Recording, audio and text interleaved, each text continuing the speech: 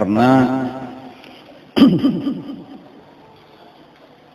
kita itu bujur hidup, lah bujur kita hidup di dunia ini artinya sesuai dengan perintah Allah Subhanahu wa taala, itu hanya bisa terjadi apabila kita bujur mengikuti Rasulullah.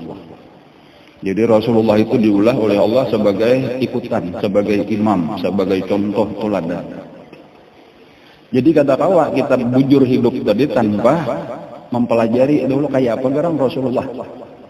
Nah, bilanya kita kada tahu kisah Rasulullah, jauh daripada kita, lalu kita lawan akal pikiran kita aja. Rasa cocok lawan akal kita gawi, rasa pas sudah rasa bujur rasa kita, lalu kita jalani. Nang jelas itu tak salah. Karena sudah dipadahkan, in kuntum tuhibbunallaha fattabi'uni yuhibbukumullah. Kalau hendak dicintai Allah, itu jalannya adalah mengikuti Rasulullah. Nah, lalu mengikuti tadi kayak apa? Kada kawa, amun kada tahu sejarah hidup kisah hidup Rasulullah.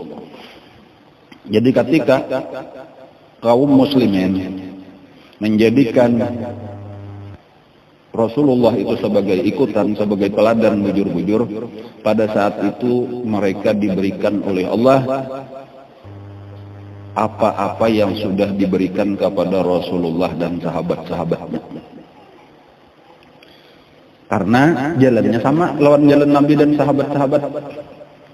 Jadi kalau orang Islam itu maju, orang Islam itu ditolong oleh Allah, orang Islam itu menguasai dunia, ditakuti oleh musuh-musuh Islam. Kayak itulah yang terjadi pada saat orang mengikuti Rasulullah.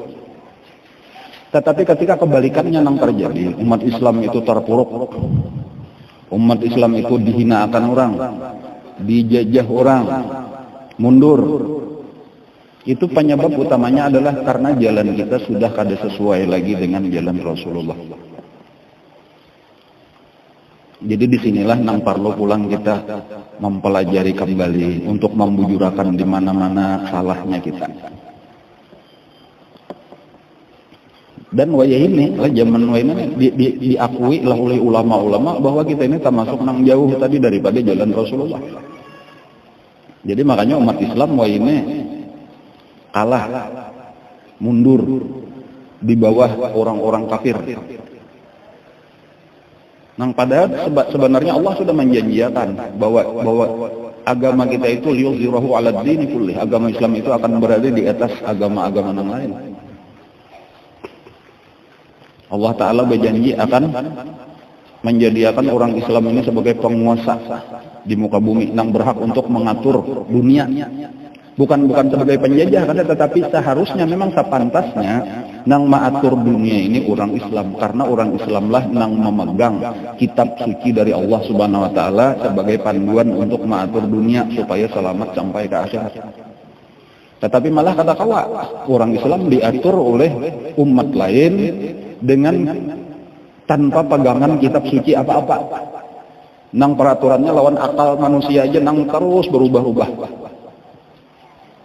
Dan terbukti sudah kada pernah maju, kada pernah damai, kada pernah berhasil. Nang ada kekacauan demi kekacauan aja. Jadi sebenarnya ada tanggung jawab orang Islam.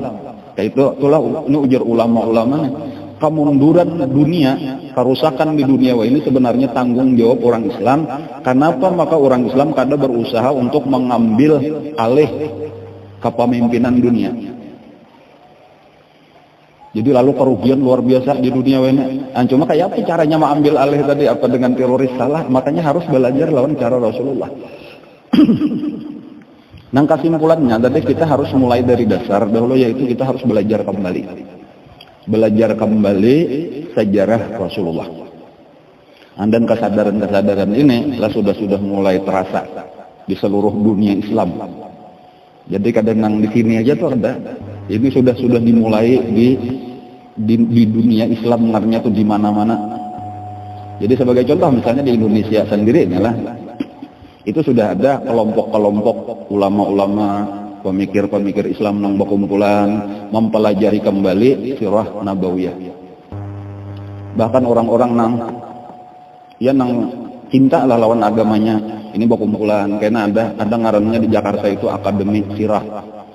Itu ada pelatih-pelatihnya, ada melajari khusus nang beberapa hari, ada setengah bulan, sebulan. Nah, itu kenapa nang dipelajari khusus mempelajari sirah nabawiyah supaya hidup kembali. Dan di lain-lain kayak itu juga, di negara-negara lain, di Arab Saudi ada, di Kuwait ada, dan ada tokoh-tokohnya itu. Nah, jadi ini termasuk kita pun karena ini bujur kayak itu dan ini memang penting. Kita pun jangan sampai ketinggalan, harus kembali. Dan ini ujar ulama adalah sebenarnya awal-awal kebangkitan Islam. Jadi bilanya orang Islam mulai sadar, tak pikir hendak mulai mempelajari, dan bukan sekadar belajar kisah, tetapi kita ambil pelajaran, makanya kita terapkan di dalam kehidupan kita, maka Islam akan kembali bangkit. Dan maka nyamanlah bertahan. Orang kafir tetap dengan agamanya, tetap apabila Islam nang maaturnya merasa nyaman hidup di dalam peraturan agama Islam. Karena di dalam agama Islam itu kada ada lagi kejahatan, kada ada lagi kezaliman, kada ada kekerasan. Kenapa? Karena orang Islam itu takutan lawan Allah. Jadi kita mesti adil. Kada ada lagi nang kayak wayah ini kan istilahnya ngapa ya? Standar ganda. Ini kan ini Amerika menguasai dunia. Amerika itu berisian standar ganda ngarannya. Artinya apa? Kada sabuting ukuran hukum mandinya ketetapan bilainya pina untung akan nya boleh. Bilanya anggaran urang nang untung kada boleh.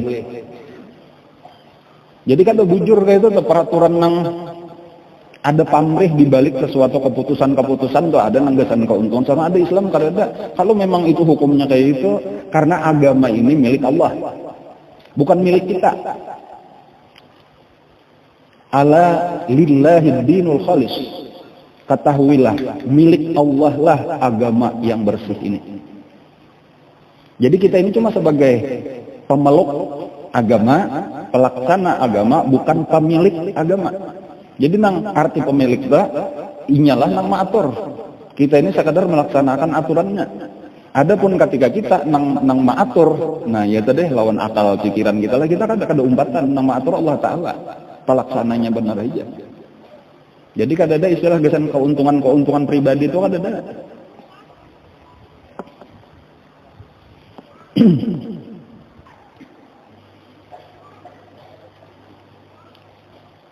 Nah lalu diantara pelajaran Rasulullah yang sudah kita pelajari sambung bersambung sampai hari ini, yaitu sebenarnya adalah tugas daripada Rasulullah yang paling utama.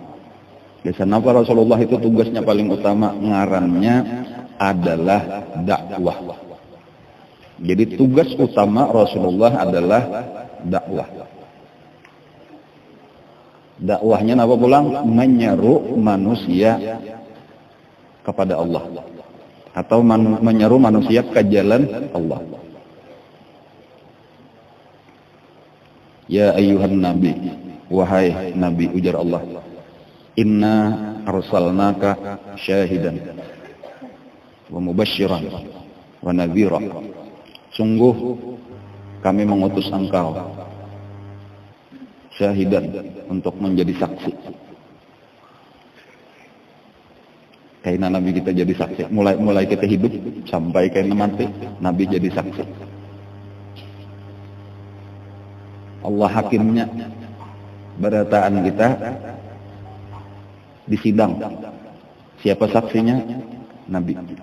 Bahwa Nabi sudah menyampaikan ini nang melanggar dihukum, nang bujur selamat. Ada saksinya Rasulullah. Wa mubasyiran, memberi kabar gembira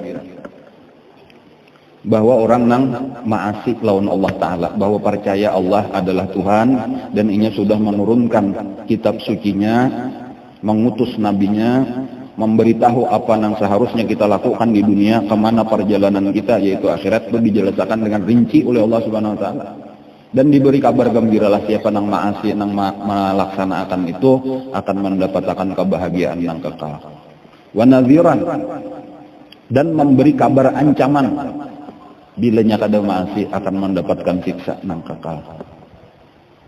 wa da'iyan ilallah. Nah, tugas utama Nabi tadi menyeru manusia supaya berjalan di jalan Allah ini.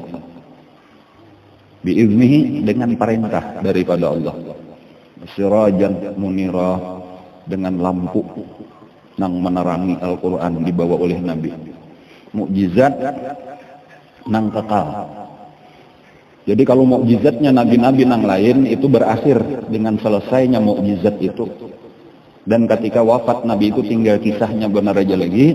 Adapun mukjizat Rasulullah itu berkekalan sampai hari kiamat, yaitu Al-Quran. Terang, jelas. Nah, tinggal kita buka hati atau kada aja lagi. Artinya bila kita buka hati, tahu bahwa ini dasar bujur. Jadi orang-orang kafir Quraisy itu mendengarkannya, tahu bahwa itu bujur. Cumanya kadang-kadang ada penyakit-penyakit di hati lah. Yang fi qulubihim marad, fazadahumullahu marad.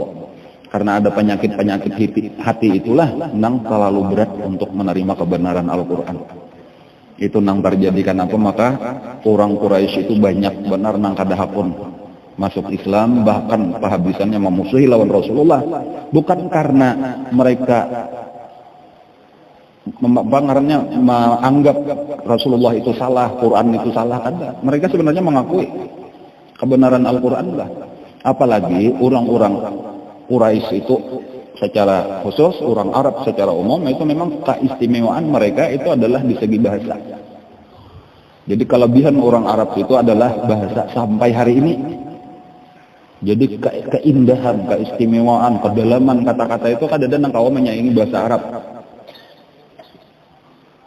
Jadi orang-orang yang ahli bahasa, tapi itu mengatakan bahwa bahasa Arab itu memang nomor 1 sudah di dunia sebujurannya. Dari segi kedalaman maknanya, segi keindahan susunannya dan sebagainya. Dan memang orang Arab di situ keahliannya. Lalu ditantang oleh Allah Ta'ala orang-orang yang hebat itu, ditantang untuk mengarang satu surah,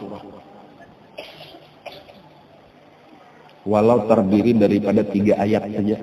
Handap-handap aja. Kalau memang ragu-ragu, wa in kuntum fi raibin mimma nazzalna ala abdina, kalau kalian ragu-ragu terhadap Al-Qur'an yang kami turunkan kepada hamba kami Nabi Muhammad sallallahu alaihi wasallam, fa'tu bi suratin min misli. Bikinlah satu surah seperti Al-Qur'an. Walau 3 ayat, inna a'tainakal kautsar fashalli rabbika wanhar inna syani'aka huwal abtar. Pemilihan kata-katanya, penyusunan kalimatnya, kedalaman maknanya, keindahan susunannya.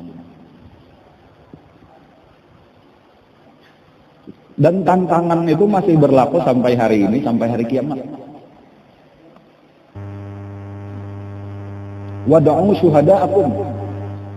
Kalau rasa kada mampu saurangan, kada mampu berdua, cari penolong sebanyak-banyaknya. Gotong royong mengarang satu surah nang pendek. Wada'u syuhada'akum in kuntum shadiqin, kalau kamu benar. Fa illam taf'alu, lalu dipadahkan Allah. Dan apabila kalian tidak bisa mengarang satu surah, walan taf'alu, dan tidak akan pernah bisa ada nang mengarang satu surah sampai hari kiamat. Ini tantangan Allah Ta'ala. Fattaqunnar, maka takutlah kalian kepada api neraka. Kan itu tantangannya lah.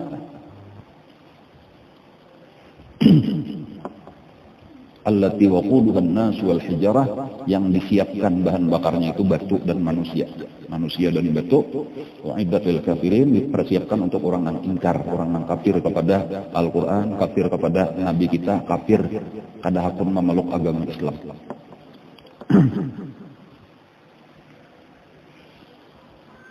Jadi tugas utama Nabi tadi adalah dakwah. Atau bisa juga kadang-kadang di dalam bahasa lain sama aja maksudnya tah. Ngarannya amar ma'ruf nahi mungkar. Sama aja tah, amar ma'ruf nahi mungkar.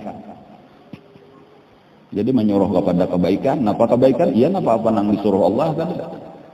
Mencegah kemungkaran, apa-apa nang ngaran mungkar, ya apa-apa nang kada baik menurut Allah.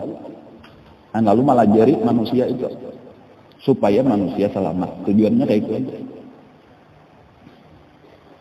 Lalu manusia tak bagi, ada yang percaya, ada yang kada. Di antara pelajaran pulang lah kalau kita perhatikan, ini nang penting tadi kan daripada sejarah Nabi itu gasan kita mengambil pelajaran supaya kita meniru kelakuan Nabi. Itu tahapan-tahapan yang dilalui oleh Nabi mulai awal-awal menerima wahyu dan seterusnya, itu ada tahapan-tahapannya. Jadi bisa kita bagi lah tahapan-tahapan itu. Yang pertama benar, Bismi rabbikal ladzi khalaq. Itu adalah Nabi kita itu menerima pendidikan ilmu langsung dari Allah Subhanahu wa taala. Dan Nabi beribadah, ya ayyuhal muzammil qumil laila illa qalila nisfahu aw inqus minhu qalila. Dan itu persiapannya itu lawas. Makanya ada sasala antara Iqra dengan ya ayyuhal muddatsir, perintah untuk mulai berdakwah itu beberapa waktu. Ada yang memadahkan beberapa hari, ada yang memadahkan beberapa bulan, bahkan ada yang memadahkan habis setahun. Cuma maksudnya pelajarannya yang penting itu adalah kita itu yang penting dahulu membaiki diri kita masing-masing. Tugas utama kita itu dakwah tadi, amar ma'ruf nahi munkar, itu gesan diri kita aja dahulu. Jadi paksa diri kita ini supaya mempelajari ilmu agama, paksa diri kita untuk melaksanakan ilmu agama. Itulah tugas kita yang paling penting. Jadi dakwah kita yang pertama adalah gesan diri kita seorang. Kayak itulah Nabi itu dipersiapkan, kada mungkin Nabi kena membawa orang sementara sidin masih belum baik lagi, kada mungkin. Nah, jadi itu pelajarannya kesan kita tuh. Jadi yang pertama diri kita dulu. Jadi jika kayak dakwah tadi kesan siapa yang kita dakwahi, diri kita masing-masing dulu. Jadi inilah sudah tanggung jawab kita. Itulah makanya ujar Nabi kullukum ra'in wa kullukum mas'ulun an ra'iyati. Setiap kamu adalah pemimpin. Pemimpin apa ini? Padahal kita misalnya kada jadi apa-apa. Pemimpin apa? Kita ini pemimpin atas anggota badan kita. Jadi rakyat kita apa? Rakyat kita tangan kita, batis kita, mata kita, lidah kita, telinga kita, kemaluan kita, parut kita. Ini anggota badan kita, akal pikiran kita, hati kita. Inilah nang perlu kita urus. Kullukum ra'in wa kullukum mas'ulun an ra'iyatih, dan kalian akan ditanya nanti pada hari kiamat bagaimana sudah memimpin. Dan lalu kemudian Nabi kita terutama sesudah perintah ya ayyuhal muddatsir qum fa'anzir, itu adalah menyeru keluarga sidin dan kakawanan sidin, orang-orang yang dekat. Jadi kayak itulah juga pelajarannya pula. Imbanya kita sudah kita mulailah, walaupun ya bertahap kan, itu kadang sampai baik benar tuh ada, cuma mulailah sudah kita mengaji, mulai kita nang biasa salah kita bujurakan, lalu mulailah kita berbawaan. Jadi memang keistimewaan agama Islam dibanding melawan agama-agama lain sebelum agama Islam itu adalah di dalam dakwah ini. Dakwahnya Islam itu bukan hanya ditentukan kepada satu orang, tetapi tugas berataan. Cuma kita harus tahu caranya. Jangan sampai salah paham ini. Jadi memang bujur umat Islam itu berataan tugasnya mengikuti Rasulullah. Kan kita disuruh mengikuti Rasulullah. Rasulullah tadi amar ma'ruf nahi munkar. Rasulullah berdakwah, berarti tugas kita kayak itu juga. Cuma kita harus belajar cara Nabi. Jadi kenapa maka wah ini banyak salah? Tadi karenanya kada mengikuti cara Nabi. Sebagai contoh misalnya diri seorang aja kada bujur lagi, keluarga kada ta'urus, sudah bebacaan kemana-mana. Jadi pintangan dakwahnya bujur aja. Ini aku menurut Rasulullah berdakwah. Kenapa maka bisa reki orang ikamnya luput pohaya? Seorang bini aja kada diurus lagi. Niatnya salah pulang, Nabi kada mencari duit. Seorang kemana-mana cara menggesan mencari duit. Dan disitulah salahnya dah. Tetapi memadahkan bahwa kada boleh berdakwah, itu salah juga. Bahkan keistimewaan umat Islam dibanding agama lain ada dakwah. Karena apa maksudnya? Karena agama lain itu dakwah itu dibatasi hanya kepada pendeta-pendeta aja yang boleh. Lain daripada pendeta Nasrani misalnya, itu lain pada pendeta membaca kitab sucinya aja kada boleh. Bahari nang sampai timbul agama Protestan dah. Asalnya kan satu agama aja lalu pecah, lalu jadi ada Katolik, ada Protestan misalnya. Kenapa itu? Itu asal usulnya karena rakyat ini, masyarakat ini kada boleh membaca kitabnya aja, kada boleh. Nah, lalu ada yang protes. Nah, itu asalnya. Dan memang kayak itulah tadi kan ada beban. Amar ma'ruf nahi mungkar tadi gak senang lain pada ulama-ulama lah kayak itu. Adapun kita kan berataan tadi, tapi harus tahu di sinilah kita perlu belajar kayak apa garam caranya dakwah itu kayak apa. Jawabannya tadi dakwah kita yang pertama adalah kepada diri kita sendiri. Jadi walau zahirnya kita tulak ke majelis ilmu, tetapi ini sebenarnya adalah kita sedang melajari diri kita seorang. Supaya nya hakun mengaji, supaya nya hakun menuntut ilmu nang ditinggali Rasulullah. Lalu kayaknya menyusudah hakun mengaji, awak kita kita suruh pulang, pakailah ilmu ini, jangan sekadar diketahui benar aja. Nah, lalu kayaknya hanya kita bawaan. Dengan lemah lembut pulang enggak lawan anak, lawan bini, lawan laki dibawa.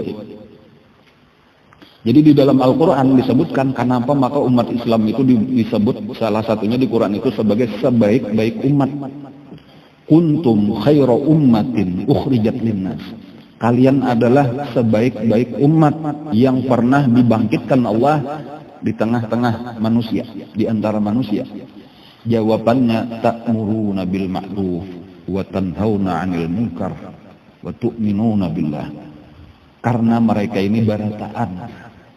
Ta'muruna bil ma'ruf, tugasnya adalah amar ma'ruf nahi munkar dan beriman kepada Allah. Jadi ininya kadang-kadang yang kita tak tinggalkan.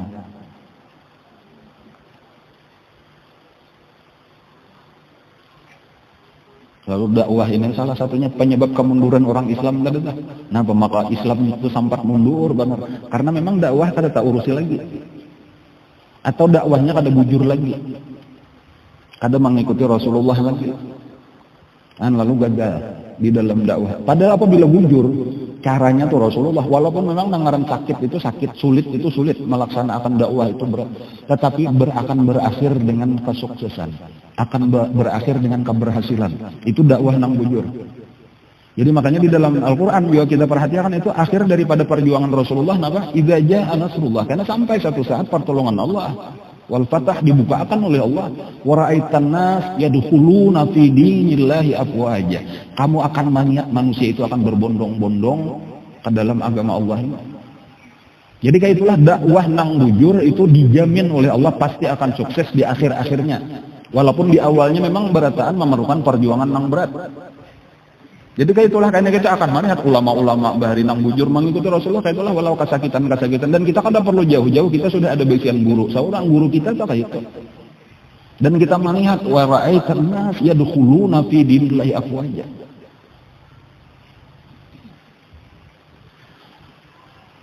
Ulun bulik lah tahun 89 ke sini, asal di Martapura, bulik ke sini tahun 98.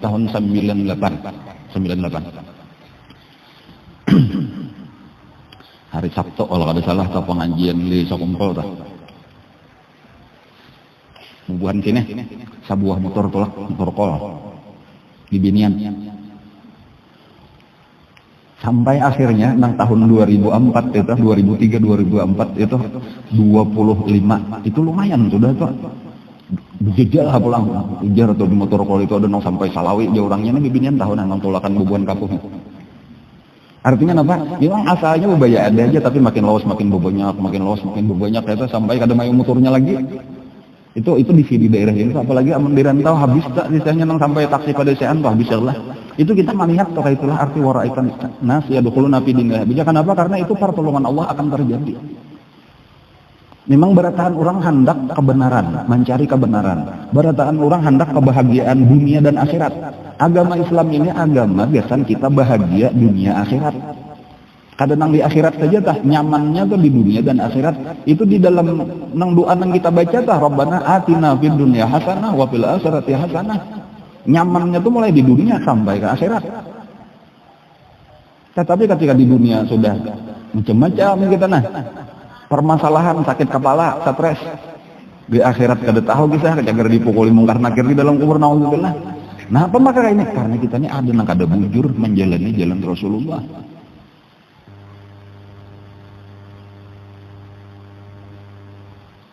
Nah, jadi disinilah tadi pentingnya belajar sirah nabawiyah. Mulailah dengan dakwah. Nah, tugas utama Nabi dakwah, mulailah dengan dakwah diri sendiri. Harus kita ikut berpartisipasi di dalam dakwah. Kemajuan Islam itu jakanya model kayak Nabi saurangan, berat kalau sulit. Tetapi ketika Nabi berdakwah kepada satu orang, dua orang, nang ini akan terus umpat juga pulang berdakwah. Nah, itulah sehingga tersebar, walaupun memang tantangannya luar biasa. Sulitnya luar biasa. 3 tahun Nabi kita berdakwah itu nang sembunyi-sembunyi itu adalah memadahkan sekitar 40 atau kurang daripada 40, bahkan ada yang menyebutkan itu jumlahnya di dalam 3 tahun itu 30 aja. Itu di awal-awal. Tetapi kayaknya kita sambil terus kita mempelajari ini akan melihat itu perkembangan pesatnya tuh di akhir-akhir umur Nabi kita. Kesuksesannya dalam tempo ya panjang 23 tahun tuh lumayan lawas kayak gitu. Tetapi amun kita mau ukur kemajuan agama Islam itu luar biasa, 23 tahun itu singkat.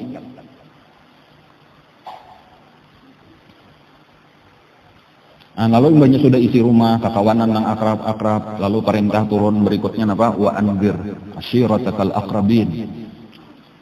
Itu barataan kula-kula, barataan makalahan. Kiawi. Kumpulakanlah oleh Nabi di rumah Sidin kan itu tah sekitar 45 orang jadi kisahnya nih, Uban Bani Hashim, Bani Muthalib. Nah, walaupun ditolak sebahagian besar menolak, sebahagian kecil aja nang beriman, diantaranya nang beriman Sofiyah bibinian itu diantaranya nang hakun entah langsung memeluk agama Islam, Mamarina Nabi Sofiyah binti Abdul Muttalib.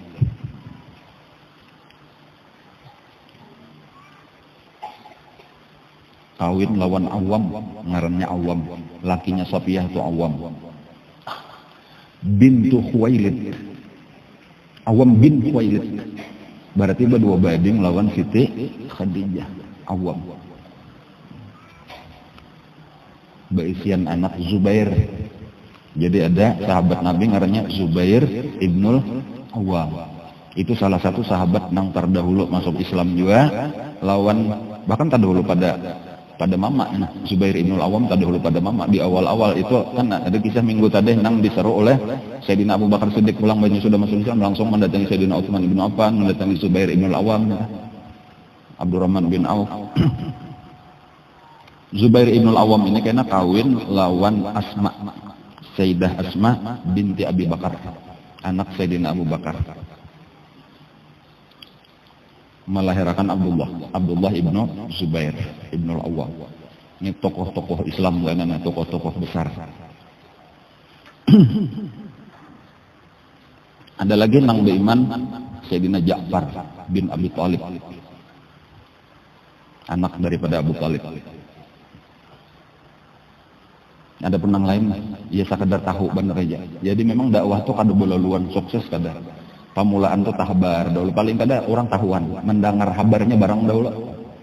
Nah, lalu kayaknya betundaan lah hidayah Allah Ta'ala tuh betundaan. Asalnya kada kepingin tuh kada tertarik, tapi kayaknya karena rancangan mendengar, bahasannya kepingin. Nah, jadi kayak itulah, yang penting sampaikan dahulu. Nah, lalu ketika turun ayat berikutnya, fasda bima tu'mar wa a'rid 'anil musyrikin inna kafainakal mustahzi'in. Sesudah 3 tahun secara sembunyi-sembunyi, lalu Nabi mulai menyebarkan dakwah itu secara terang-terangan. Jadi yang pertama tadi keluarga dikumpulkan. Imba itu Nabi kita pagi-pagi itu sudah menetapkan untuk menyampaikan mulai hari ini aku akan berdakwah di tengah orang banyak sama sekali. Lalu Nabi naik ke Gunung Sofa pagi-pagi besukan copot. Ada yang menyebutkan kah Jabal Abi Qubais, cuma yang lebih nyaman itu kita nang ngaran Abi Qubais itu tinggi benar di atas istana lain itu. Itu karena berparakan aja tak antara Sofa itu lawan Abi Qubais itu parak aja. Sebelah Pasayan tadi kita. Ada ini kan pamulaan Pasayan dah. Naiklah Nabi ke situ, lalu Nabi bakuriak mengiawi orang-orang Quraisy itu tadi. Dikiawi Nabi, wahai Bani Anu, wahai suku Anu, wahai suku Anu, dikiawi Nabi gitu, lalu datanganlah orang mendengar ini. Jadi nyaring suara Nabi. Sampai kisahnya ada orang nang kada kaubar mendatangi sibuk lah mau utus seseorang anaknya kah atau siapa datangi itu napa nah hendak disampaikannya pengumuman penting. Nah, lalu datanganlah berkumpulanlah orang, lalu ujar Nabi sesudah kumpulan orang lah, wahai orang-orang Quraisy, seandainya aku ini memadahkan lawan keberatan bahwa di sebelah gunung ini Nabi menunjuk ke Jabal Abi Qubais ada musuh sedang menyerang kita. Percayalah ya, percayalah lawan pandir kan. Aku memadahkan seandainya aku mana ada musuh tentara lagi hendak menyerang kita, percayalah ikam lawan pandiran kok. Karena ikam kada melihat pangbujur di sebelah gunung Abi Qubais itu ada atau kada ada. Ujar berataan kami percaya. Karena kami sudah tahu ikam kada pernah berdusta. Cerita. Jadi kalau sekadar apapun yang disampaikan Nabi percaya. Yang tetapi disinilah masalahnya. Ketika Nabi memadahkan ini Rasulullah ilaikum. Aku ini diutus oleh Allah kepada kalian. Dan kita ini aku memberi kabar peringatan bahwa bilanya kada hakun menyembah Allah Ta'ala, mengesahkan Allah ada di akhirat, kita ini akan ke akhirat. Di akhirat cuma ada surga, cuma ada neraka. Ketika disampaikan itulah yang pertama benar menolak itu memarina Nabi seorang ngarannya Abu Lahab. Tabban ya kalau ya Muhammad, celakalah engkau wahai Muhammad sairul yaum saharian. Alihadza jama'tana. Untuk inikah engkau mengumpulkan? Lalu bubarlah orang. Bahkan Abu Lahab mau usir, ayo berikan. Sudah bubar itu Abu Lahab.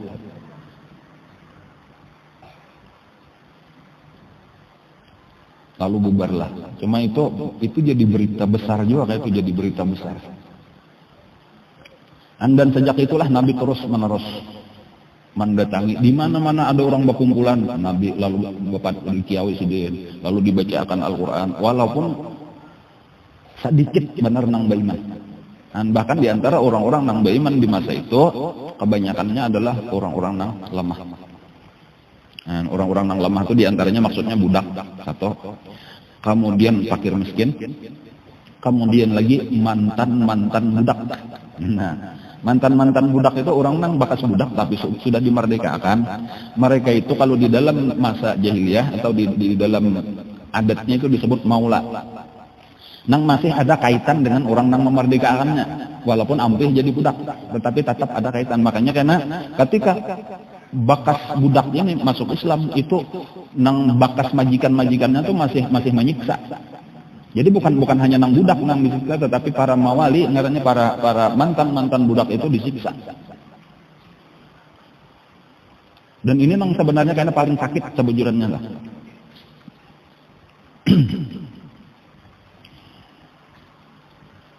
Kenapa? Karena budak-budak itu kebanyakan apabila disiksa itu Sayyidina Abu Bakar Siddiq lah. Nang memerdekakannya ditukari, Siddiq dimerdekakan. Tetapi ketika nang disiksa itu bukan budak, kada kawan apa-apa. Sayyidina Abu Bakar Siddiq kada kawan apa. Makanya diantaranya itu adalah Yasir, ngarannya adalah Yasir itu sekeluargaan itu masuk Islam, mantan budak. Bukan budak lagi. Nah, tetapi bakas budak daripada Bani Makhzum, ngarannya lah. Bani Makhzum ini ya sukunya Abu Jahal. Jadi Abu Jahal itu dari Bani Makhzum. Adapun Nabi kita itu dari Bani Hashim.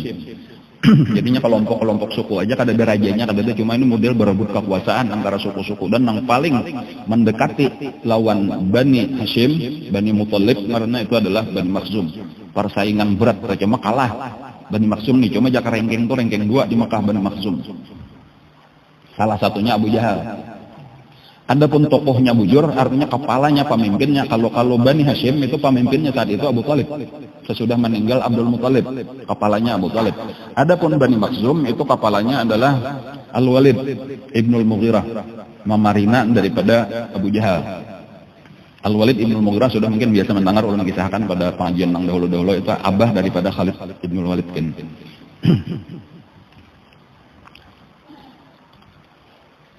Itu disiksa luar biasa itu.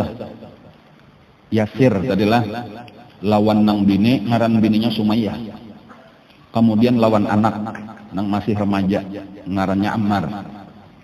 Itu paling terkenal karena terkenalnya keluarga Yasir ini. Itu kada kawan apa-apa Sayyidina Abu Bakar Siddiq itu berucap disiksa luar biasa oleh Abu Jahal dan seluruh Bani Makhzum. Dan Sayyidina Abu Bakar Siddiq itu lewat di situ berucap, seandainya kalian ini budak, niscaya aku merdeka akan aku tukari. Cuma sayang kada budak di situ tadi ke anaknya. Nang Nabi pun melihat itu, Nabi lewat di situ melihat ini sedang dipasung, di tengah, dijemur, dipukuli. Ujar Nabi cuma kau memberi nasihat aja lagi, sabran ala Yasir fa inna mau'idakumul jannah. Sabarlah wahai keluarga Yasir, karena kalian dijanjikan masuk surga. Itu aja lagi nang Nabi kada kawarnya, aku kada kau menolong napa apa, kada ada daya upaya napa apa. Luar biasa kekejamannya dah, kejamnya siksaannya dah. Sumayyah itu nang pertama meninggal, mamanya Yasir itu Abu Jahal itu dengan tombaknya itu membunuh di kamaluannya itu sampai mati. Dan itu adalah asy-syahidah al-ula fil Islam. Wanita pertama nang mati syahid di dalam agama Islam ngarannya Sumayyah, Ummu Ammar. Sumayyah ibunya Ammar. Kemudian hanyar nang kedua mati meninggal syahid juga hukumnya dah, yaitu Yasirnya tadi. Jadi nang laki tadi nang nomor 1 nang bini Sumayyah. Lalu Ammar ini nang masih kakanakan lah lagi tuh, masih remaja ini. Itu nang disiksa luar biasa. Padahal ini kakanakan bener aja ini. Cuman ngaran Abu Jahal tadi, ujar Abu Jahal, pokoknya aku tatap siang malam saban hari kan ku siksa terus dan aku kada betah ambeh sampai ikam antara dua aja hakun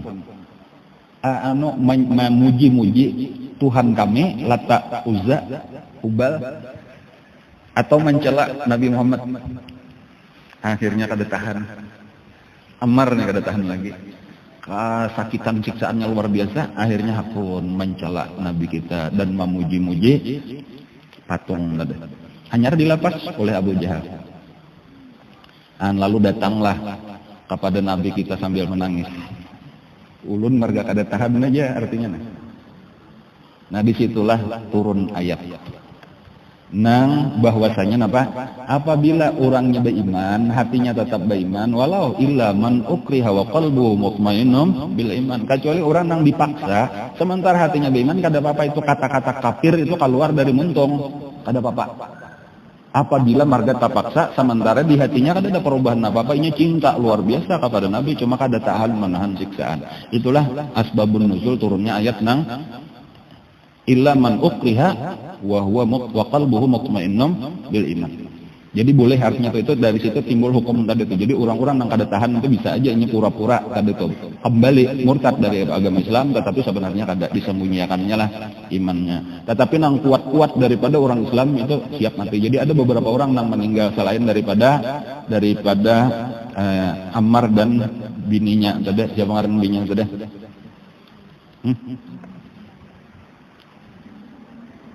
Jadi asal ingat lah.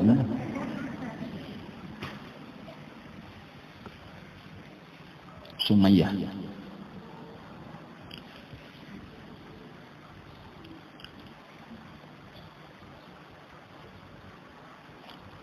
Baguslah menyada bagian kitab buku Sirah Nabawiyah. Ini kebetulan mengikuti sabuting Ar-Rahiqul Makhtum ngarannya. Banyak mana buku-buku sirah ini banyak. Cuma ini salah satu nang hanyar, buku hanyar. Kada bang menang hanyar benar ya. 40 tahun lah hanyar dah umurnya dah.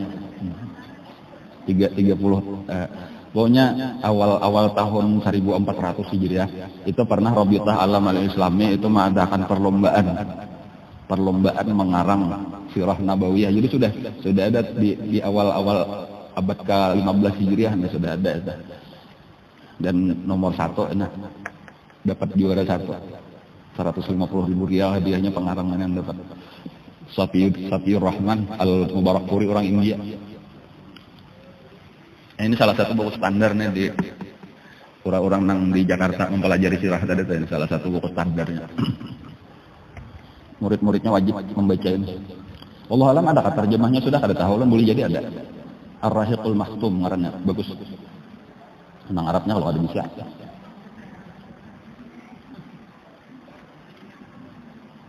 Jadi kada usah menjaga kitabnya. Nyulun pun ambil sedikit-sedikit aja. Yang penting penjelasan. Cuma di rumah maksudnya temennya ada buku-buku sejarah Nabi itu bagus pelajari kembali supaya lebih memudahkan pemahaman kita.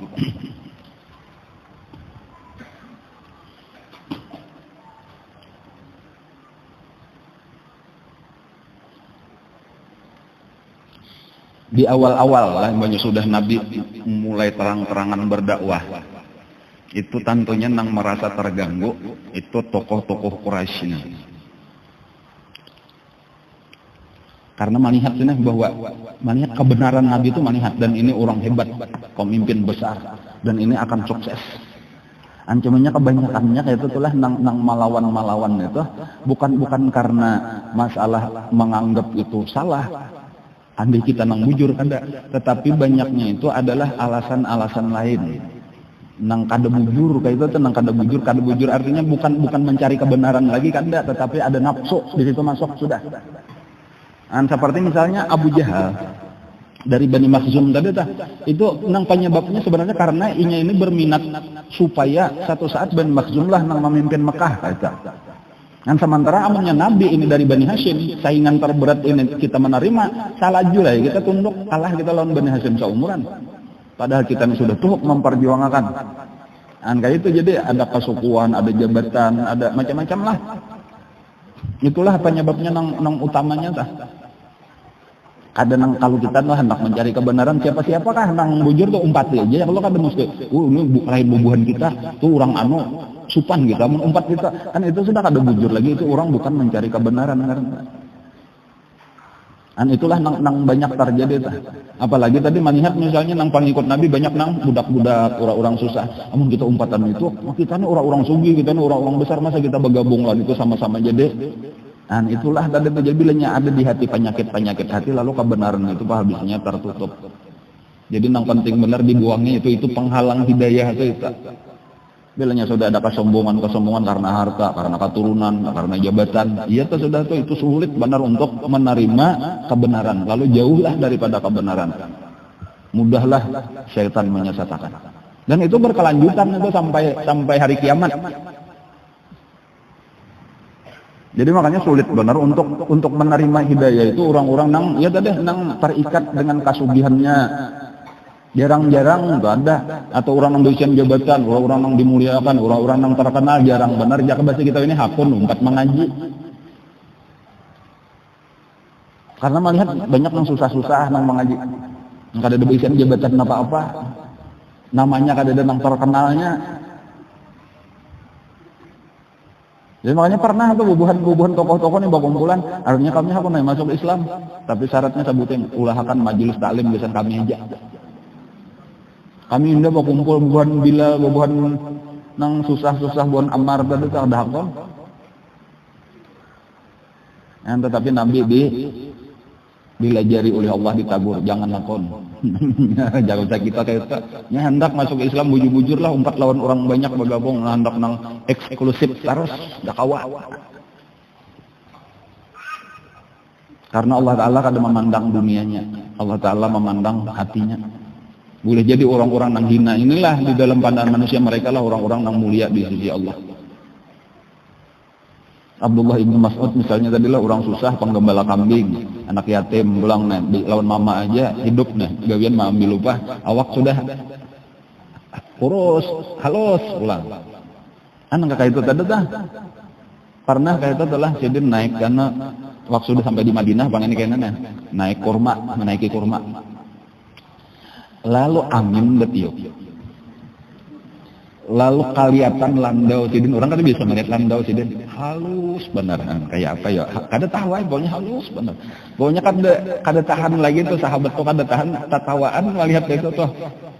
Jaka bahasa kita tuh genal apa galangan tuh ya. Jadi kayak itu mah kau aja berjalan tah halus anda. Lalu Nabi kita melihat sahabat tatawaan tadi. Kenapa aja Nabi malah tatawaan ini? Rasul kita lihat aja. Landaunya Ibnu Mas'ud tuh halus bener.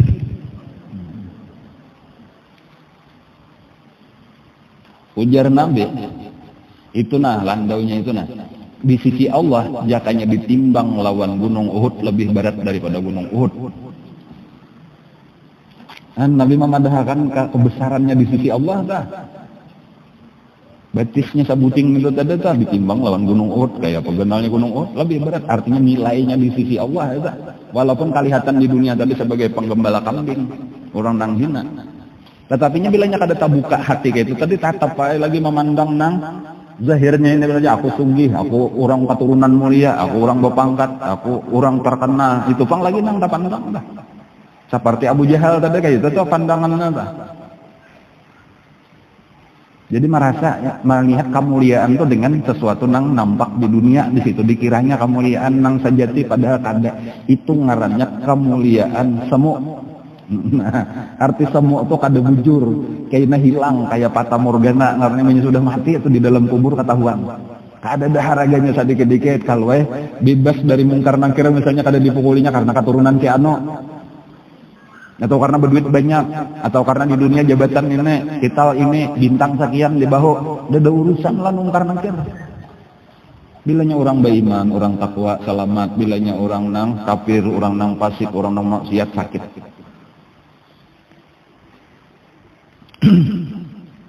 Adapun orang fakir miskin tadi kenapa maka mudah masuk Islam karena memang penyakit itu. Kadada di hatinya tuh penyakit sombong, tadi tuh kadada penyakit hendak dihormati, kadada biasa-biasa jadi mudahlah terbuka. Nah, jadi hati-hati juga tadi tuh, makanya bahayanya itu penyebab takabur tuh itu nang akan bisa menahan daripada hidayah Allah. Jadi bukan berarti kada boleh. Kan misal keturunan kawalah kita membuangi keturunan mulia. Bukan kita juga nambah anak, tapi jangan sampai itu menjadikan kita sombong sehingga hidayah kada masuk ke dalam dada kita. Atau harta, kada kawan ditolak dasar rezekinya banyak. Ini rezeki itu sebagaimana sudah ketentuannya rezeki kita biar buka atau bisa sahinya. Tetapi bila kada rezeki kita biar bisa sahih kada mau dapat. Kan kayak itu sudah ditentukan Bang, sudah. Jadi orang tulisannya sudah sugihnya kan Allah kada, tetapi jangan sampai kasugihan itu menjadi penyebab penutup hidayah Allah lawan kita. Kayak itulah jabatan, kayak itulah kemuliaan, popularitas macam-macam.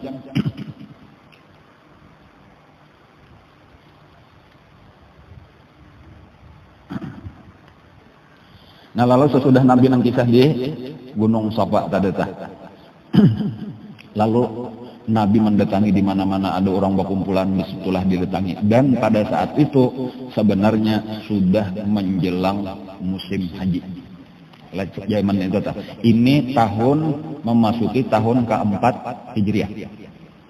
Jadi haji itu sudah ada sejak zaman dahulu. Kayak itu aja tuh, mulai zaman Nabi Ibrahim kan sudah tahu kita atau pemulaan yang memanggil di atas Ka'bah baqiya wa adzin fin nasi bil hajj ya'tuka rijalan wa ala kulli dhamir yatina min kulli fajjin amiq. Itu sudah ada mulai Nabi Ibrahim, dan itu bakat tarusan aja, cuma kadada lagi syariat secara khusus di dalam agama Islam. Kayak itu juga zakat sudah ada aja, bilanya orang berisian harta tuh dibagi-bagi, cuma sakadar sakahendak seorang aja. Puasa sudah ada sebetulnya, bahkan sembahyang sudah ada, cuma kada ada peraturannya nang tetap lagi. Itulah keadaan masa di Mekah. Karena peraturan-peraturannya nang terperinci. Kalau sembahyang sesudah Isra Mi'raj, puasa malah ketika sudah di Madinah, zakat di Madinah, haji sesudah Fathu Makkah.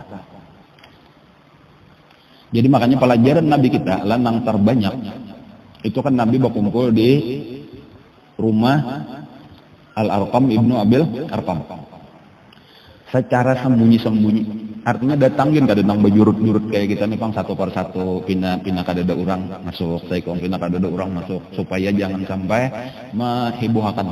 Itu kan penghabisannya ketahuan orang aja juga, cuma kayak itulah keadaannya selama 3 tahun. Itu isi pelajaran Nabi. Ini nang penting juga kita ketahui lah, bahwa jika kayak mengaji itu mesti tahu susunan pelajarannya. Itu adalah kalau diperhatikan itu bisa kayaknya diperhatikan itu dari ayat-ayat nang turun pada saat itu. Itu isinya nang pertama masalah iman, nang kedua akhlak. Jadi kalau kata-kata guru isinya jarsidan kayak itu aja ringkasnya selama di Makkah itu isinya tauhid lawan tasawuf. Kayak itu aja pelajarannya tuh, dan inilah nang terpenting ditanamkan. Jadi nang kayak apa gerang masalah iman misalnya adalah masalah iman itu kan sesuatu nang kada kawa kita lihat lawan mata kepala cuma kita wajib percaya.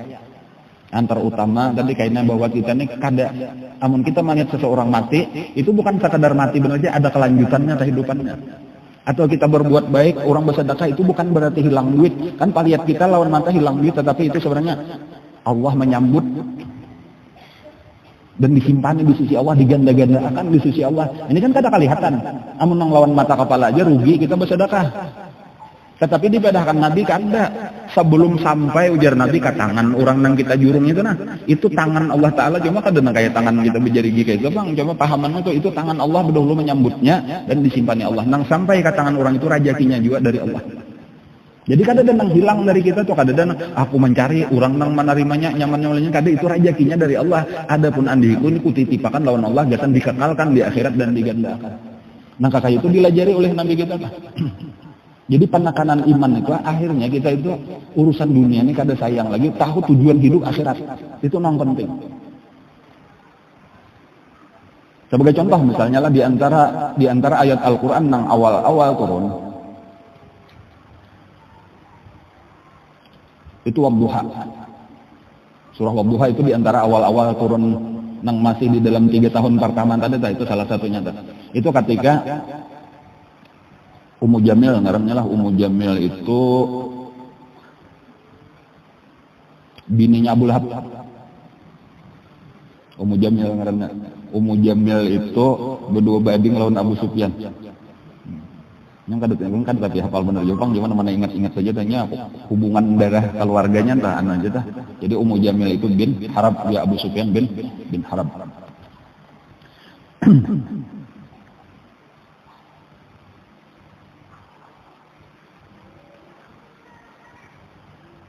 Itu menyambati Nabi. Ketika Nabi kita tadi ada beberapa waktu kada lagi turun wahyu.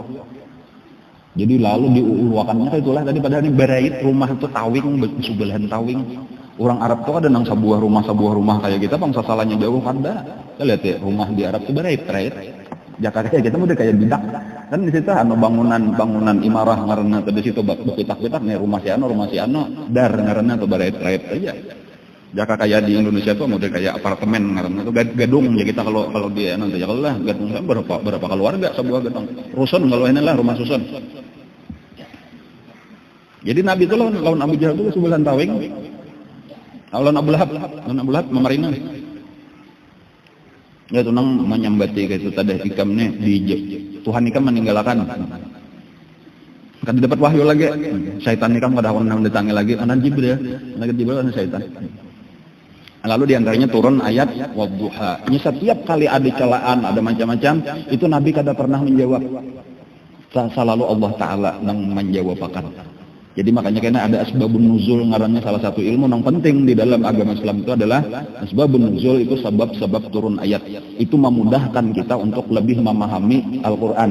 Makanya salah satu syarat atau salah satu ilmu di dalam ulumut tafsir, artinya orang-orang yang boleh mentafsirkan Al-Quran itu salah satu ilmu yang wajib dimiliki adalah asbabun nuzul.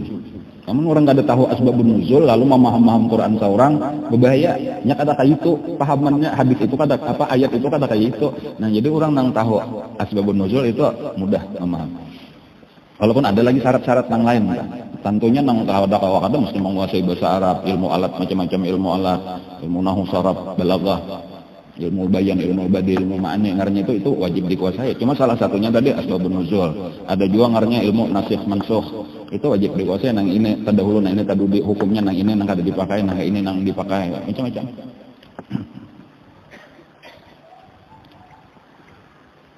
Nah lalu turun ayat tadi itu dipadahkan tadi ketika ada terputus wahyu beberapa waktu ada turun lalu orang-orang Quraisy diantaranya tadi Ummu Jamil yang memadahkan tadi Tuhan ikam meninggalkan ikam.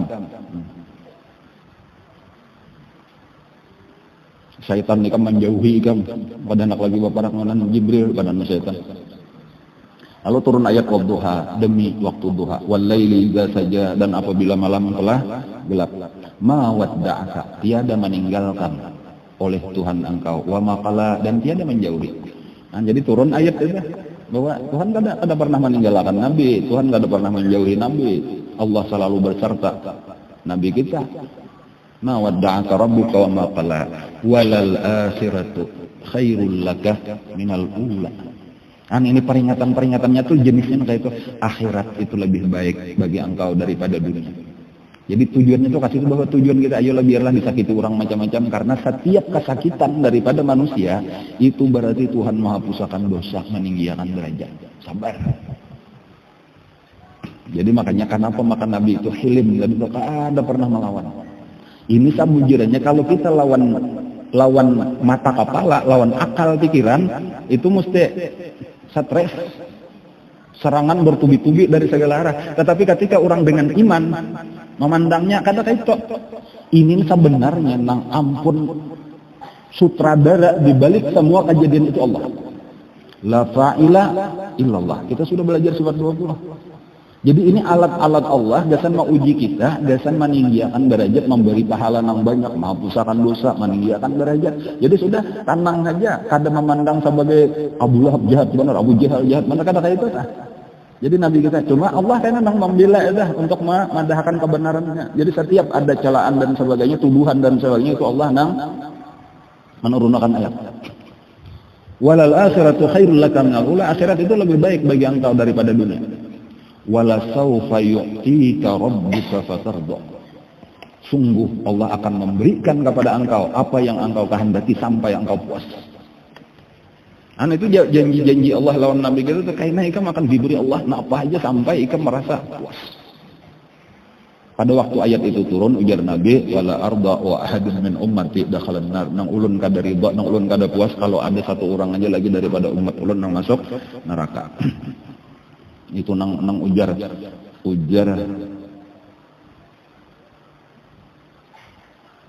salah satu juriyat Rasulullah, kalau kada salah itu Sayyidina Ja'far Shadiq, kalau kada salah lah.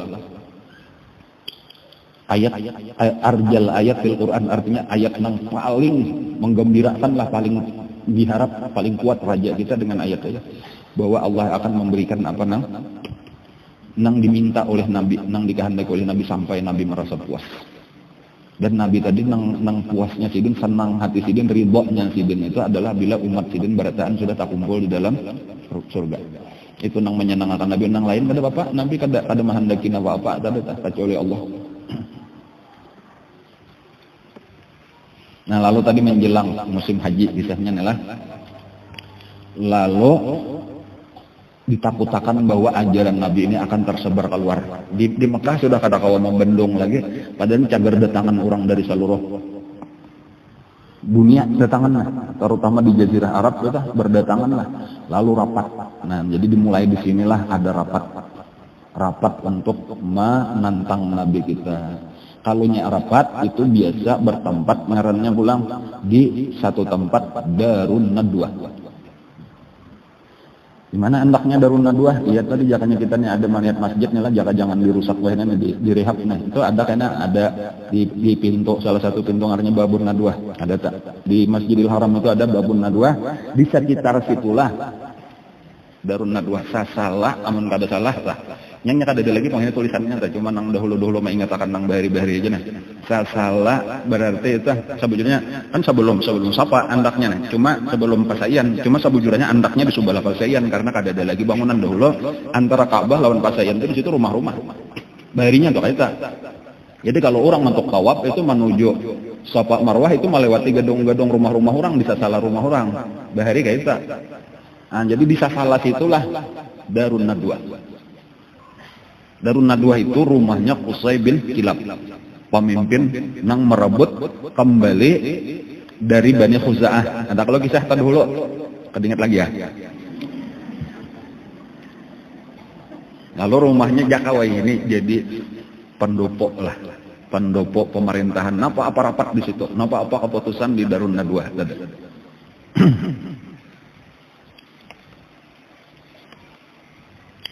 Rumahnya Qusay bin Kilab. Itu salah satu jadilah orang Quraisy itu berbagi kekuasaan tuh berbagi, jadi kada ada raja, kada ada, tetapi masing-masing menguasai satu bagian. Jadi ada nang ini Darun Nadwah pemiliknya, berarti ini sudah mempunyai syarat sebenarnya kemuliaan. Ada nang menjaga tukang kalambu Ka'bah. Itu nang kalambu Ka'bah itu nang maaturnya Al-Walid Ibnul Mughirah tadi. Bahkan inya saurangan itu setahun diganti kan mulai bahari itu. Itu setahun itu Walid Ibnul Mughirah, setahunnya betuturuk bubuhan suku-suku nang lain. Walid Ibnul Mughirah itu luar biasa, sugih. Nah, air Zam-Zam itu Sayyidina Abbas. Dan masing-masing ada pun nang rifadah ngarnya memberi makan, memberi minum orang haji itu Abu Thalib. Jadi berbagi-bagi kekuasaan. Nah, lalu tadi kayak apa? Rapat. Di antara keputusannya tadi ini berbahaya. Dakwahnya ini kayaknya bisa menyebar ke lain dan harus kita bendung. Nah, lalu di antara keputusan rapat tadi kita mesti menemui di mana-mana ada orang datang itu mesti ada kayaknya yang menyambang supaya menjaga jangan sampai inya terpengaruh. Nah, kayak gitu. Nah, jadi lalu sepakatlah diaturlah pasukannya. Jadi bila ada rombongan datang itu di antaranya ya disambut selamat datang dan sebagainya. Penghormatan kepada orang haji itu luar biasa, memang itu keistimewaan orang Makkah. Menyambut, diberi minuman, air Zam-Zam, bahkan diberi makanan. Memberi makanan itu di budayanya mulai datuk Nabi nang Bangaran Hashim, kuitan daripada Abdul Muthalib. Itu mulai zaman itu sidin nang tambahan selain minum itu orang haji diberi makanan. Jadi disambut, dibawa digurungi makanan, bubur, syarid, ngarnya sarid. Itu Hashim. Bahkan jadi Hashim itu ngarnya Amro. Di ngarani Hashim itu karena ada orang jamaah nang kada tahu, sangkan ini tukang pengawahan. Jadi arti Hashim itu orang yang sedang mengaduk, tukang aduk di kawah nih, mengaduk makanan tadi dah, maulah bubur nah. Jadi ya Hashim, ya artinya sambil menyurung mangkok. Enggak usah beli, kalajur lah digela pada sidin bosnya. Ampun nang duit sidin gitu tuh Hashim kuitan daripada Abdul Muthalib, orang sugih di Mekah zaman dahulu.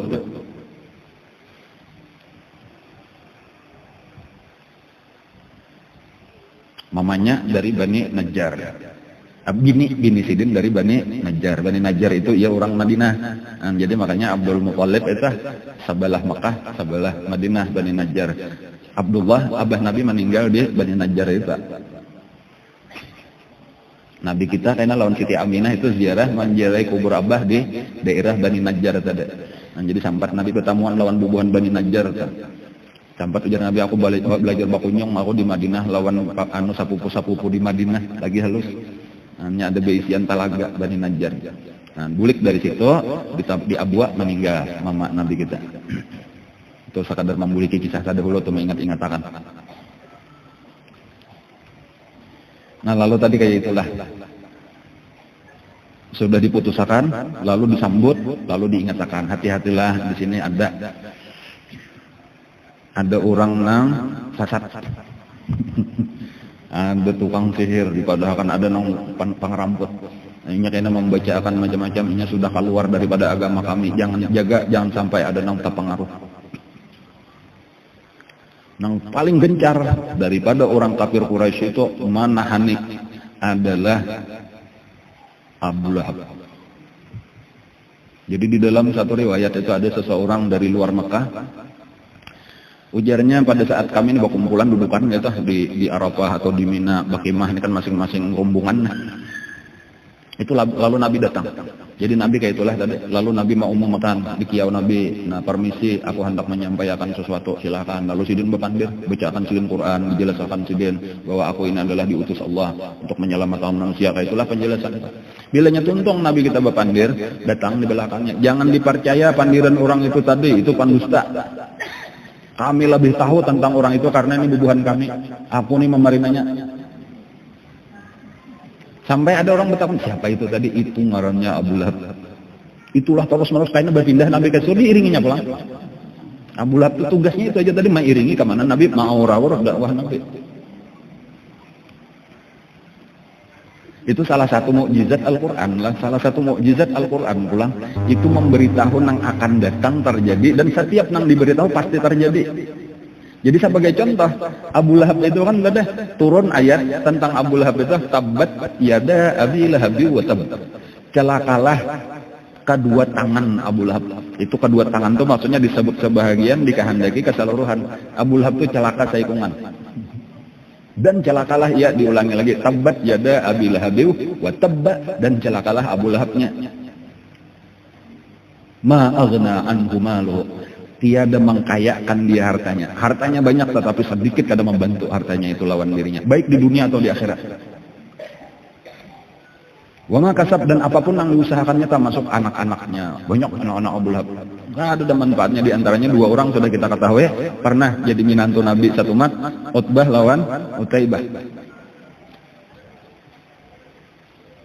Wa imra'atuhu Ummu Jamil hammalatal hatab, nang membawa di bahunya itu membawa hatab, kayu nang baduri, gasan diandak di jalan Nabi, di halaman Nabi, dihambur di halaman Nabi. Fi jidi hablum min masad, karena di gulunya itu akan ada tali nang berpintal. Itu pemberitahuan bahwa Abu Lahab dan bininya cagar masuk neraka. Dan itu terjadi, artinya apa? Abu Lahab itu salajur sampai mati kafir. Jakanya nyembah Islam berarti salah Quran. Jadi masih hidup, masih segar bugar, Abu Lahabnya sudah dipandang cagar masuk neraka. Dan itu banyak tuh di Quran kayak itu.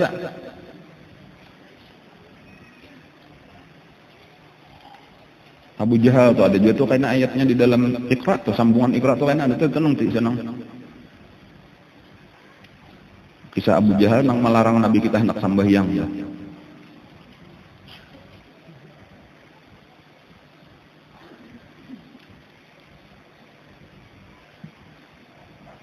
Abu Jahal itu ada apa, Abu Lahab tadi ada kalau kisah matinya sudah pernah orang kisahkan karena penyakit menular. Nang sampai anak-anaknya aja kada ada hendak berdiam di rumah lagi. Kan kayak itu, jadi hartanya kada ada menolong, anak-anaknya tuh kada ada nang menolongnya. Itulah nang ngaran abtar. Inna syani'aka wal abtar. Ini riwayatnya itu ayat inna a'tayna itu ada nang memadahkan di Mekah, ada nang memadahkan di Madinah. Kalau nya di Mekah ya hubungannya tadi lawan kematian anak Nabi Abdullah. Adapun di Madinah, jadi boleh jadi dua kali turun lah, turun sekali di Mekah, turun sekali di Madinah, ayatnya itu juga. Jadi makanya kalau di dalam Al-Quran itu inna a'tayna itu ayatnya Makkiyah, Madaniyah, yaitu artinya ulama khilaf, ada nama memadahan di Mekah, ada nama memadahan di Madinah. Nah, tapi lebih terkenal memang di Madinah. Tetapi kalau kita melihat anunya itu Makkiyah, ya tulisannya itu berarti turun di Mekah. Itu hubungannya ketika Nabi kematian salah satu anak siden.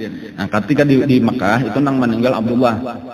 Adapun ketika di Madinah itu nang meninggal Ibrahim daripada Mariyatul Qibtiyah. Cuma pada saat kematian anak Nabi nang laki-laki itulah orang-orang kafir ya di antaranya Ummu Jamil tadi, Abu Lahab tadi itu memadahkan Nabi kita itu abtar. Batara Muhammad, ya arti abtar itu putus keturunan, ini kada ada cagar baka turunan lagi, kan lalakian kada ada lagi, bang anak lalakian meninggal. Nah, ada bibinian aja. Lalu dipaturun ayat. Nabi kada pernah melawan, tapi itu ayat Allah menurunkan inna a'tainakal kautsar. Sesungguhnya kami memberikan kepada engkau al-kautsar. Al-kautsar itu bisa diartikan karena telaga di akhirat. Itu nang masyhurnya. Tetapi kalau pandang secara bahasa itu kebaikan atau kenikmatan yang sangat banyak. Termasuk juriat nang sangat banyak, keturunan nang banyak. Jadi artinya kada bujur bahwa ikam ini kada berjuriat lagi kan, kada bujur. Aku memberi ikam saling banyak kan. Jadi gunanya keturunan itu adalah menolong kita mulai di dunia sampai kayaknya kita di dalam kubur, pahala terus mengalirkan anak-anak itu. Nabi akan mendapatkan itu. Jadi kebaikan itu akan didapat Nabi mulai di dunia, itu pertolongan sahabat-sahabat sidin banyak, anak cucu sidin banyak, karena dari ujar Nabi kita kan zuriatku itu bukan diandak di tulang sulbi kok, zuriatku nang banyak itu diandak Allah di tulang sulbi Ali. Jadi seluruh zuriat Nabi itu ahlul bait itu nang sampai hari ini tuh anak-anak cucu Nabi karena itu, jadi sangat banyak. Inna a'tainakal kautsar fasholli li rabbik wanhar. Sembahyanglah dan berkorbanlah. Inna syani'aka, sesungguhnya orang-orang yang mencela engkau huwal abtar. Mereka itu nang putus keturunan. Jadi contohnya tadi Abu Lahab mulai di dunia sudah saikong kada, dan anaknya baku kumpul aja kada hakon. Jadi berduaan lawan bini Ummu Jamil tadi tuh, dan Ummu Jamil pun akhirnya kejangkitannya juga sama matinya lawan Abu Lahab. Sampai ketika sudah mati itu kada denah kon mendatangi. Sampai buruk. Baunya luar biasa. Nah ketika sudah berbau itulah orang-orang di Mekah itu mendatangi anak-anaknya. Ayo pang kayak apa tuh nah, Abah Hikam, Mama Hikam tuh nah. Mengganggu kami baunya. Ujar nah anak kami takutan juga. Kalau pindah kejangkitannya juga. Akhirnya mereka itu datang dengan membawa kayu nang panjang, ditabuk jauh-jauh di rumah itu juga, ditabuk di rumah itu juga. Lalu dengan kayu tadi ditunjul sampai tercabur ke dalam lubangnya. Dan kayak itu anaknya. Celakanya Abu Lahab sore itu. Kelihatan mulai di dunia sudah siksaan Allah.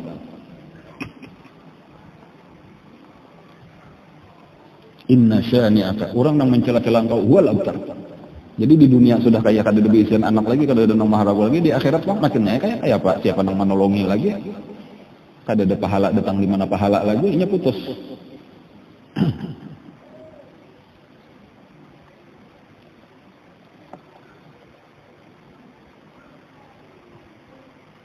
Nah walaupun lah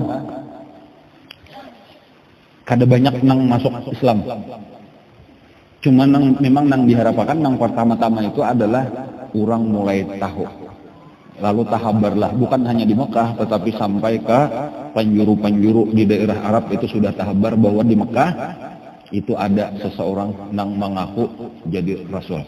Dan ini membawa agama nang hanyar, membawa kitab suci nang hanyar, ngarannya Muhammad bin Abdullah. Dan kemudian kitab sucinya Al-Quran, agamanya agama Islam. Itulah awal-awal, jadi pamulaan badat memang dikenalkanlah dahulu kayak itu. Jadi walaupun belum kelihatan lagi hasil nang memuaskan tuh, belum ada lagi di awal-awal tahun, ini masih tahun keempat Hijriah. Dan mulai disitulah sudah tadi mulai kesakitan terjadi. Dan walaupun mereka itu melakukan beberapa cara untuk mencegah dakwahnya Nabi, selain daripada itu ada beberapa cara, diantaranya mendatangi Abu Lahab, mendatangi Abu Thalib, memohon supaya menghentikan dakwah kemanakannya, dan lain-lain cara. Insya Allah kan cara-caranya ini akan kita bicarakan, akan datang, karena banyak macam-macam apa-apa kelakuan orang kafir Quraisy nang intisarinya itu mencegah dakwahnya Rasulullah. Dan apa nang terjadi sesudah itu kayak itu macam-macam, termasuk tadi apa-apa nang menimpa kepada umat Islam saat itu, kesakitan nang ditimpakan kepada umat Islam. Jadi ini memang jaga kisah tahun ke-4 sampai tahun ke-5 Hijriah itu adalah masa-masa sakit, masa-masa sulit, dan itu berkelanjutan tahun ke-6, tahun ke-7, ke-8, ke-9 sampai ke-10. Jadi 10 tahun itu masa-masa sulit luar biasa bagi Nabi kita. Dan tahun ke-10 Hijriah itu wafatnya kena Abu Thalib, wafatnya bini Nabi Siti Khadijah. Dan cuma kita pada dasarnya pada hari ini kita mempelajari banyak insya Allah tuh ilmu yang kita dapatkan. Tetapi secara sejarah ini kita sudah memasuki tahun ke-4 Hijriah, yaitu dakwah terang-terangan ngarannya, dan Nabi menghadapi banyak kesakitan. Makanya kalau kita memperhatikan itulah di dalam surah Asy-Syu'ara adalah nang fasda bima tu'mar, atau di dalam surah nang itu tadi nang wa anzir asyiratakal aqrabin. Itu sebelumnya itu kisah nabi terdahulu, nabi-nabi terdahulu, kesakitan nang ditimpa oleh nabi terdahulu, hanya Allah menyuruh supaya terang-terangan. Jadi maksudnya apa? Bahwa dipadahkan mbahnya Ikam terang-terangan ini siap-siap resikonya berat. Jadi supaya maksudnya jak bahasa kita siap mental. Ketika orang sudah mengkhususkan dirinya untuk berdakwah, itu memang ujian-ujian luar biasa datang dengan macam-macam bentuk. Tetapi bilanya sudah siap mental, tadi ya tenang-tenang aja kayak Nabi tadi, kan ada pernah melawan apapun nang dialami sidin sabarnya. Bahkan Nabi pernah dipukuli. Pernah kan dipukuli, diandaki, peparutan unta. Insya Allah kan ulun mengisahkan lebih terperinci lagi supaya kita lebih memahami kayak apa keadaan nang dialami oleh Rasulullah ketika menyampaikan agama kita ini. Nang kita ini sabujurnya nyaman benar. Tinggal menerima jaka kayak makanan itu tinggal memakannya aja lagi sudah tuhuk Nabi dan sahabat-sahabat perjuangan habis-habisan. Makanya ujar Nabi lah, la tasubbu ashabi, jangan sampai ikam mencela. Ini nang tadudin kakaitan, jangan pernah mencela sahabat tuh. Karena mereka itu sudah berjuang mempertahankan Islam, jadi sampai ke kita ini. Walladzi nafsu Muhammadin biyadih, demi Allah yang diriku berada di dalam kekuasaannya, lau anfaqtum misla Uhudin jabalan, kalaulah kalian bersedekah zahaban sebesar Uhud, zahaban emas, kita bersedekah emas kayak gunung Uhud. Kayak apa kenalnya? Ma balagha mudda ahadihim wala nasifah, niscaya ikam kada kawa menyamai pahala sahabatku bersedekah setengah liter gandum, satu mud salitar gandum, wala nasifahu, dan tiada setengahnya. Jadi sahabat itu bersedekah mengurbanakan harta sekadar salitar beras, pahalanya diberi Allah lebih daripada kita bersedekah satu gunung emas. Ini memang orang-orang luar biasa. Kehabisannya setengah mereka cuma bersedekah setengah liter beras.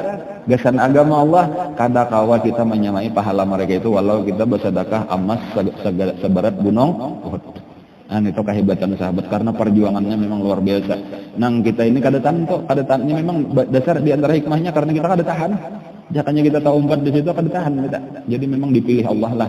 Nabi terbaik itu dipilihkan sahabat. Sidin itu manusia terbaik. Nah, jadi walau kita kada masuk karena memang kita kada tahan. Nya kita ni moen boh janya ka kuado kubila nabinya kada betamuan. Ya kada betamu satahu jadi kakawanan Abu Jahal naudzubillah. Ya Allah kita kada tahu Bang. Jadi ada hikmahnya kenapa Allah menjauhkan kita zamannya jauh, karena inilah yang terbaik kesan kita. Makanya tugas kita itu adalah cinta lawan mereka itu, berusaha mengikuti mereka semampu kita di zaman kita, di dalam keadaan kita, itu tugas kita. Insyaallah karena kita sambung bulan akan datang, mudah-mudahan kita diberi Allah umur nang panjang, diberikan Allah kesehatan, diberi taufik hidayah, kawa terus kita menuntut ilmu, kawa kita mengamalkan, kawa kita mutabaah, bujur-bujur mengikuti Rasulullah. Mudah-mudahan karena di akhirat kita dikumpulkan Allah lawan Nabi kita dan sahabat-sahabat Nabi kita dan keluarga beliau. Amin ya rabbal alamin. Sebelum ditutup lah ada mengatakan beraja sekali lagi undangan hari Rabu ya Allah.